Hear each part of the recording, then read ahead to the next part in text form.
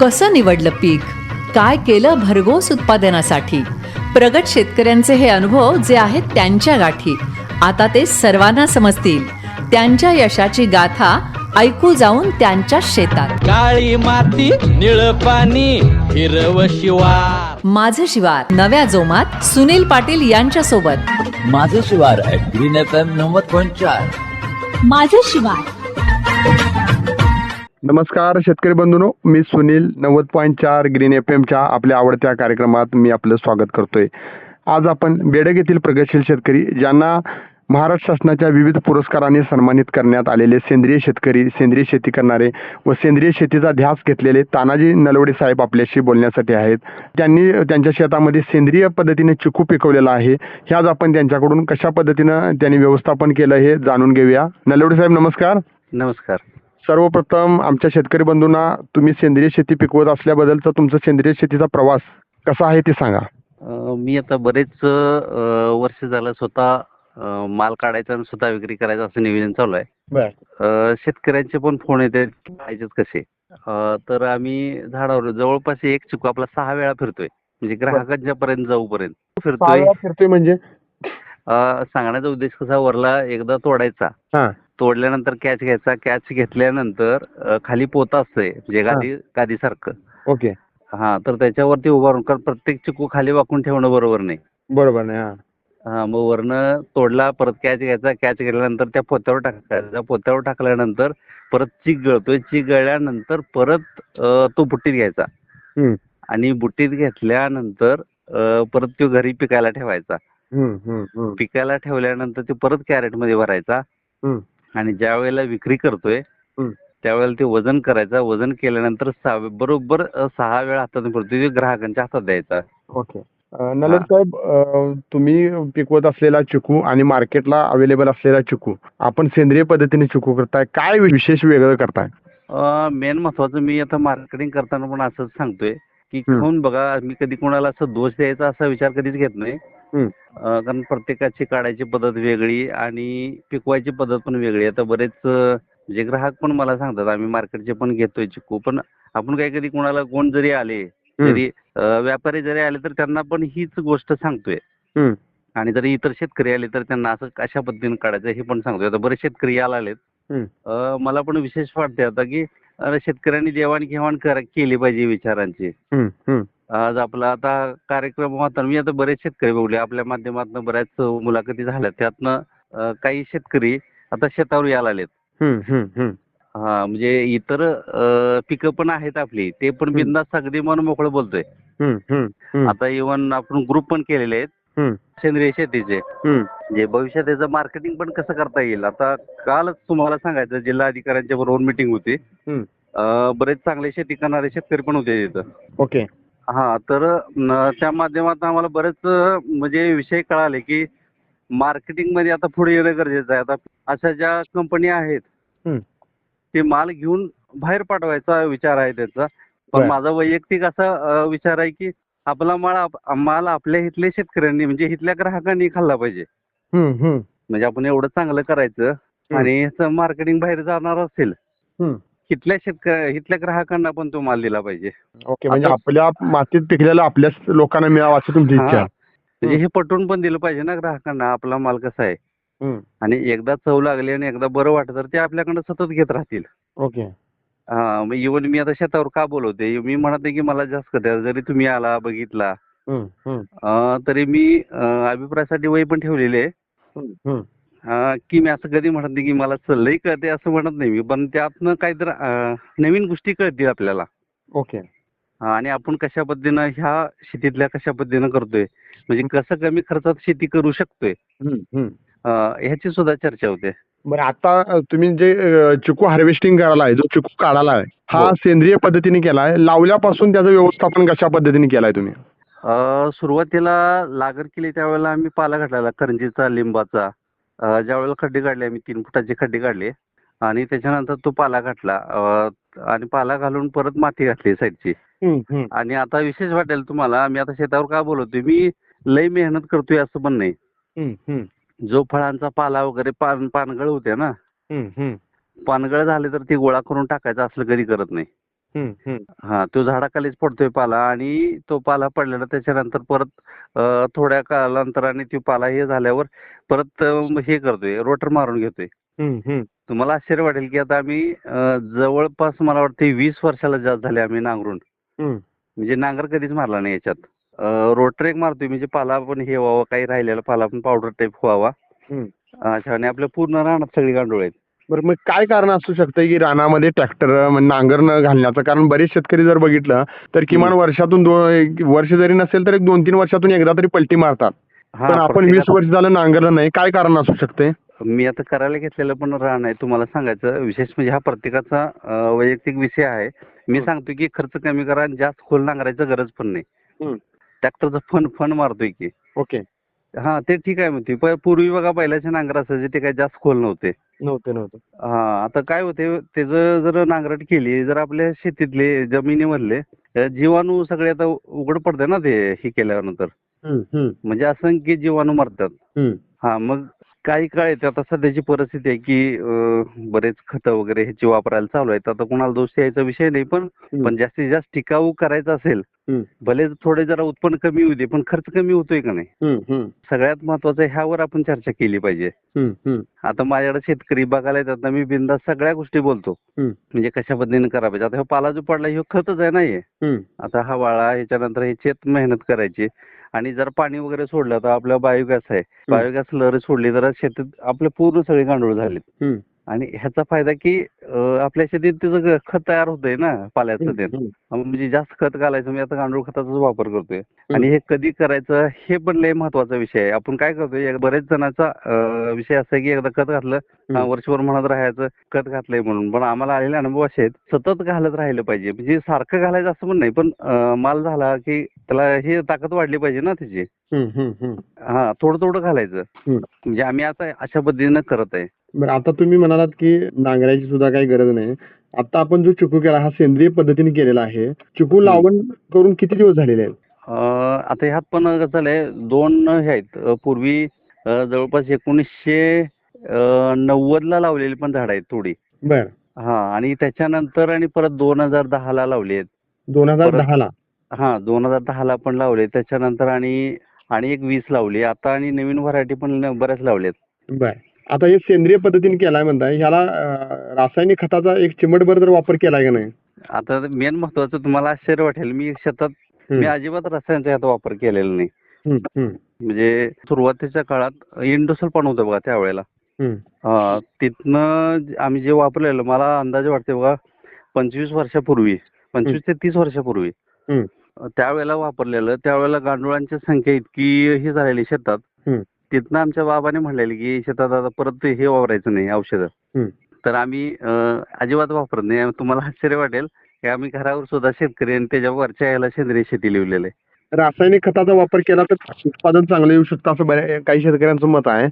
तुम्ही सेंद्रिय पद्धतीने शेती करून उत्पादन तेवढं घेऊ शकता का? आता सध्या तर माझं तर एकच म्हणणं आहे, तर ठराविक काळासाठी त्याचा उपयोग होतोय असं शेतकऱ्यांच्या म्हणण्यानं माझ्या लक्षात येतंय.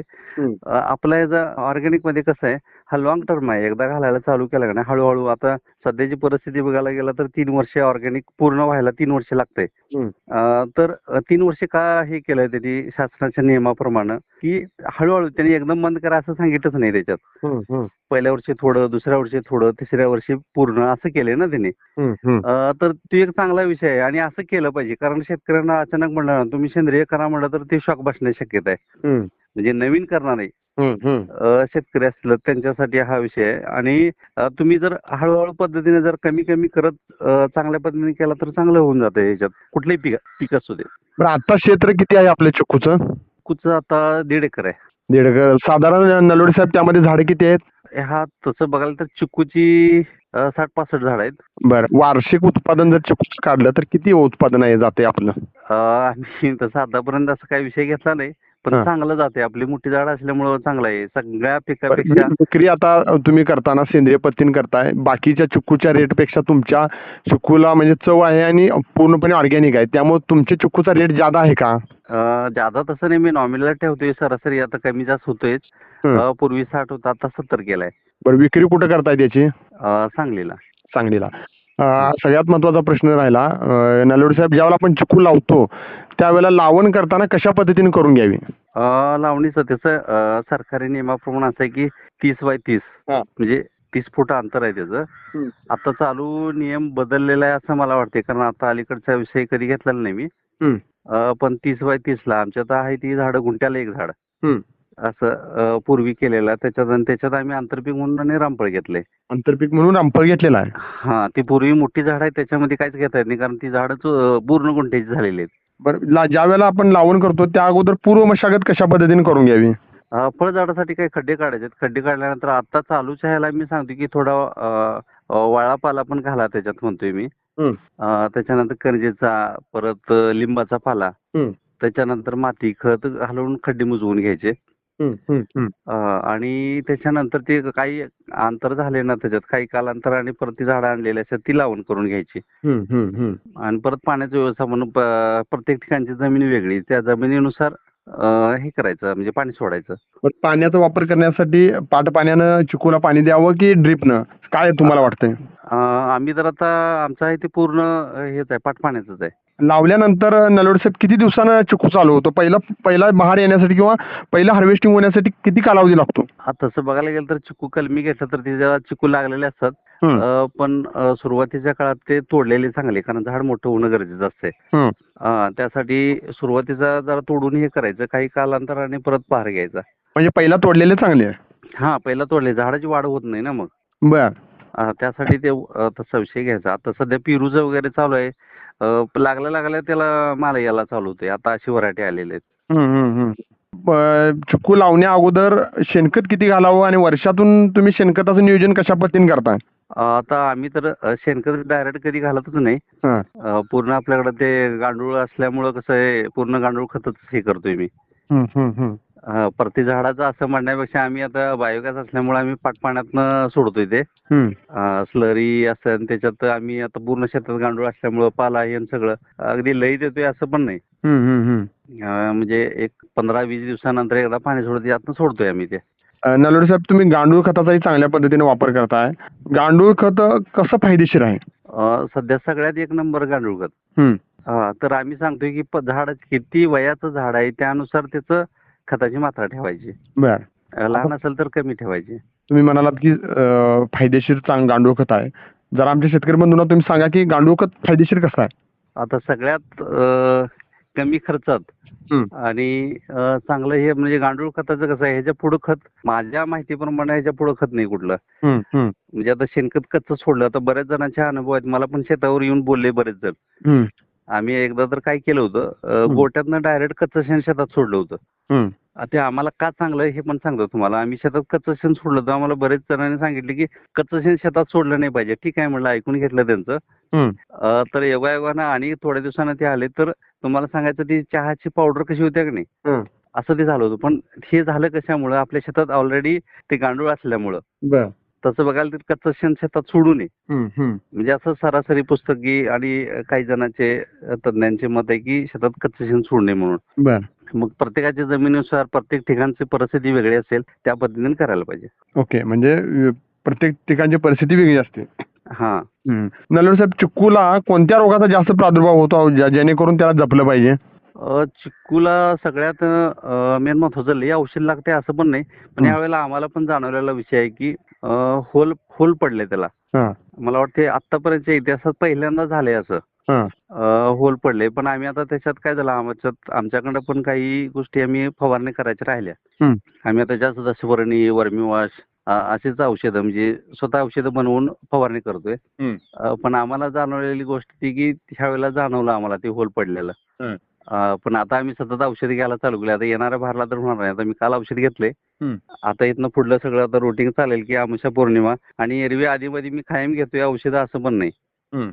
एखाद्या वेळेला गॅप पण होते आणि फळांच्या ह्याला जास्त औषधं लागतात असं नाही. आता नवीन एक प्रयोग करतोय आम्ही, तुम्हाला ऐकायला पण जरा विशेष वाटेल.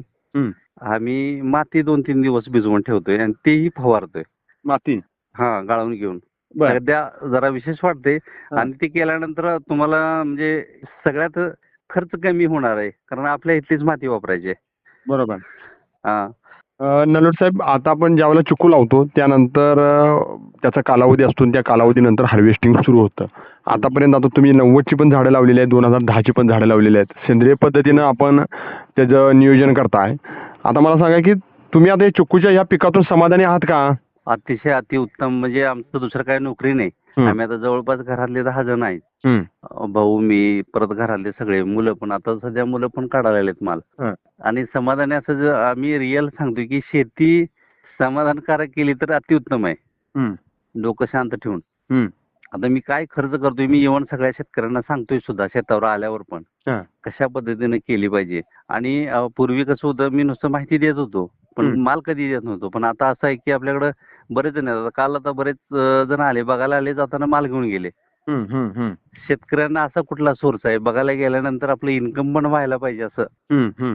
आता घ्या म्हणल्यावर कोण आपलं आहे, हे उपलब्ध आहे, घ्यायचं का न घ्यायचं येणाऱ्यांचा प्रश्न. हा, मग शेतावर आम्ही काय केलं, हे करत असताना शेतावर पर्यटनाचं पण चालू केलं. खरंच बघायला या म्हणलं तर कोण असं ठराविक एका दुसरं येणार.